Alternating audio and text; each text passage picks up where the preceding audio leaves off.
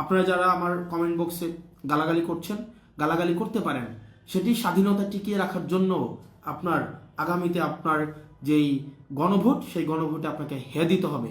কারণ আপনি যদি হা না দেন, দেখা যাবে হচ্ছে কিছুদিন পরে বাসা থেকে কমেন্ট করার জন্য বাসা থেকে উঠাই নিয়ে যাবে হাসিনার মতো করে। তো এই যে গালির স্বাধীনতা আপনারা পাচ্ছেন, নিজের মতো করে আপনি গালি দিতে পারছেন, কমেন্ট করার পরে আপনাকে চিন্তায় থাকতে হচ্ছে না যে আপনার কমেন্টের কারণে আপনাকে বাসা থেকে পুলিশ তুলে নিয়ে যাবে, ডিবি তুলে নিয়ে যাবে।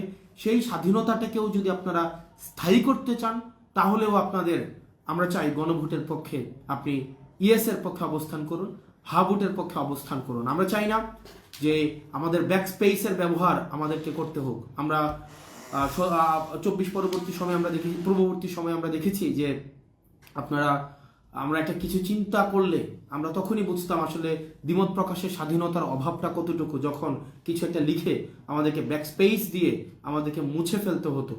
আবার যদি আমাদের ব্যাক স্পেস ব্যবহার না করতে হয়, তাহলেই আমরা চাই আপনার এই গণভোটে আপনারা হেয়ের পক্ষে অবস্থান নিন,